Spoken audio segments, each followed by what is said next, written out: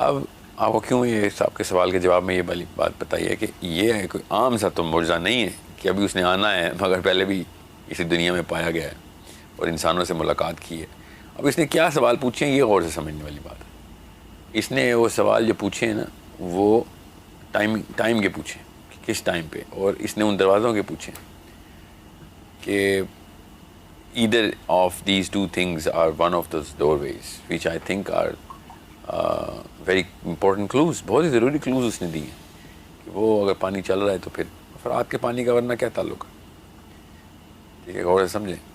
تو حدیث ہے اینڈ آف ٹائمز کے اوپر فرات کے پانی کی، ادھر سونے کا پہاڑ نکلنا ہے ابھی. ٹھیک ہے، تو یہ بہت ضروری ہے کہ آپ کو یہ بھی پتہ ہو کہ نبی السلام نے جب اپنے خواب میں عیسیٰ کا بتایا تھا کہ وہ کعبے میں طواف کر رہے تھے تو ان کی کیا نشانی تھی کہ انہوں نے کندھوں پہ ہاتھ رکھا تھا اور پانی ٹپک رہا تھا. ٹھیک ہے، پانی ٹپک رہا تھا، اور دجال نے حضرت عیسیٰ کا کیا کی مررنگ کرنی ہے، میمکری کرنی ہے حضرت عیسیٰ کا کہ حلیے میں، اور اس طریقے سے آنا. حضرت عیسیٰ کہاں ہیں؟ وہ ان پیتھ ویز میں سے کسی ایک پیتھ ویز سے اللہ تعالیٰ نے کسی اور آسمان کے اوپر ان کو وہاں پہ ٹھہرایا ہوا ہے. اب ان پیتھ ویز میں سے واپس آتے وقت یہ بہت بڑا عنصر ہے، اس کو کسی فیکٹر کو آپ نے اپنے ذہن سے آؤٹ نہیں ہونے دینا کہ عیسیٰ جب آئے ہیں تو ان کے پانی جو ہے نا ٹپک رہا ہے بالوں سے. یہ اور کہاں ملتا ہے ہمیں؟ یہ ہمیں ملتا ہے حضرت عمر خطاب بیان کرتے ہیں سب سے مشہور حدیث کہ جب جبرائیل امین علیہ السلام نبی علیہ السلام کے پاس تشریف لاتے ہیں اور پوچھتے ہیں اسلام کیا ہے. یہ حدیث بہت مشہور ہے اور بہت قوی اور بہت ہی کرٹیکل سینٹرل حدیث ہے. مگر اس حدیث کا شروع کیا ہے؟ اس سے اور بہت سارے راستے دماغ کے کھل جائیں گے کہ حضرت عمر نے بیانیہ کیا دیا ہے ادھر. عمر بن خطاب کہتے ہیں کہ ہم نے دیکھا کہ ایک ایسا بندہ جو ہم نے پہلے کبھی نہیں دیکھا تھا، تو وہ لوکل نہیں تھا. ٹھیک ہے، وہ لوکل نہیں تھا، مگر وہ ایسا تھا جیسے کہ ابھی کسی سفر سے نہیں آیا. لوکل نہیں ہے تو سفر سے کیسے نہیں آیا؟ کیونکہ انہوں نے بتایا کیونکہ اس کے بال بھیگے ہوئے تھے، سفید کپڑے پہنے ہوئے تھے اور بال بھیگے ہوئے تھے. یاد رکھیے گا، پھر حدیثہ کے بال بھی بھگونے آپ نے، یاد رکھیے گا. ٹھیک ہے، شیطان کا تخت پانیوں پہ حدیث یہ جزیرے پہ گئی ہے، یہ کشتی گم ہو گئی ہے. حضرت عیسیٰ نے اور باقی کے اوپر کے آسمانوں سے نیچے آنا ہے، تو ہمیں پتہ ہے نا. تو نبی علیہ السلام نے ارشاد فرمایا کہ اس کائنات کے جو ساتھ نقشہ بتاتے ہوئے کہ اس آسمان 7 آسمانوں میں سے پہلا آسمان یہ والا ہمارا ہے، اس کے اوپر پانی ہے.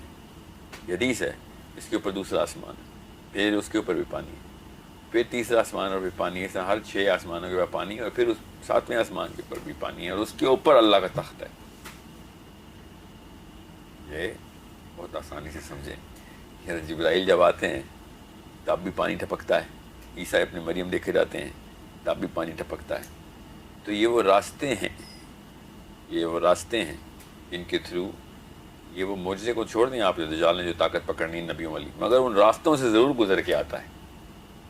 وہ راستے وہی ہیں ادھر سے یہ جس کا اس کو پتہ ہے، جن کا اس کو پتہ ہے جن راستوں کا.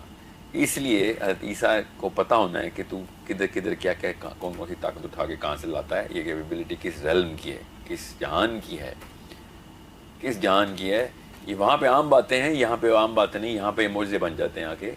مجھے پتہ ہے، عیسیٰ ابن مریم نے کہنا ہے مجھے پتہ ہے تیری ساری اوقات کا.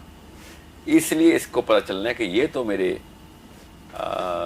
سارے راز جانتا ہے کہ یہ تو میں جس جگہ سے یہ ساری ٹیکنالوجی کا استعمال کر رہا ہوں، جو بھی ٹیکنالوجی ہے، تو یہ تو میں تو سرپرائز نہیں کر سکتا. اور یہ تو اوپر کے آسمانوں سے آئی ہوئی، اور وہ بھی نبی ہیں، یہ ایسی ہستی ہے.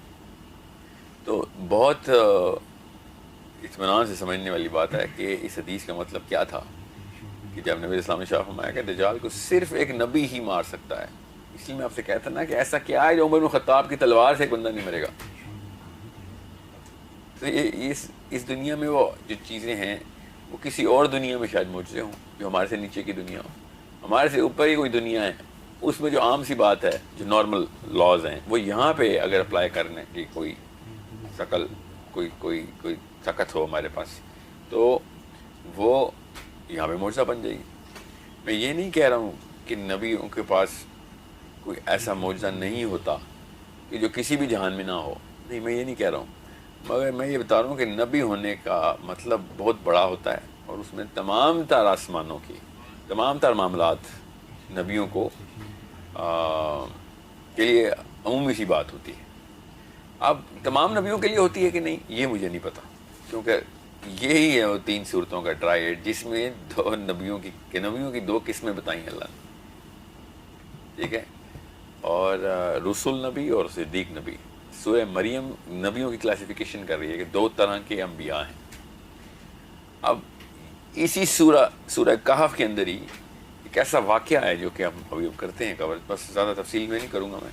وہ ہے حضرت موسیٰ اور حضرت خضر کا. وہ بھی پانی کے اندر سے ہی گزر کے جائیں گے. جب کسی اور جہان میں انٹر ہوں گے تو پانی میں سے ہی گزر کے جائیں گے. اور وہ بھیجے بھی ادھر ہی گئے ہیں کہ جہاں پہ ایسا علم ہے کہ ایک ایسے بندے کو اللہ نے کہا ہے من لدنا، ہم نے دیا اس کا خصوصی ہماری طرف سے گیا ہوا علم، کہ جو کہ تم بھی سیکھ سکتے ہو، جاؤ سیکھ لو.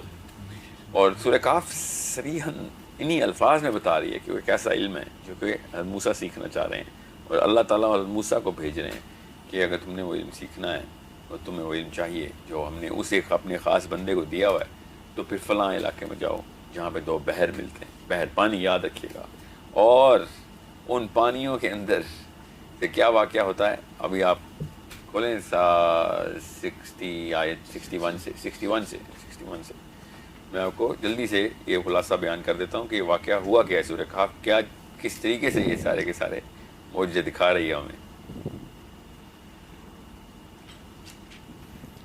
جب موسیٰ نے اپنے نوجوان شاگرد سے کہا تھا کہ یہ بھی نبی ہیں، حضرت یشوع بن نون، جاشوا. یہ میں اس وقت تک اپنا سفر جاری رکھوں گا جب تک 2 سمندروں کے سنگم پر نہ پہنچ جاؤں. یہ سٹارٹ ہو رہا ہے واقعہ. حضرت موسیٰ ابھی بتائیں گے کہ کیوں جاری رکھیں گے، مگر انہوں نے کہا کہ میں ہر قیمت پہ اس بندے سے ملنا ہے اور اس علم کی طرف پہنچنا ہے. میں نے یہ الفاظ اتنے وہ شدت الفاظ نہیں ہیں، مگر جو عربی ہے نا اس میں شدت کسی کا ہے. ورنہ برسوں چلتا رہوں. جی ہاں، کہ میں چاہے لاکھوں سال چلوں، مگر میں نے وہ جگہ پہ پہنچے، مجھے وہ ڈھونڈنی ہے وہ جگہ.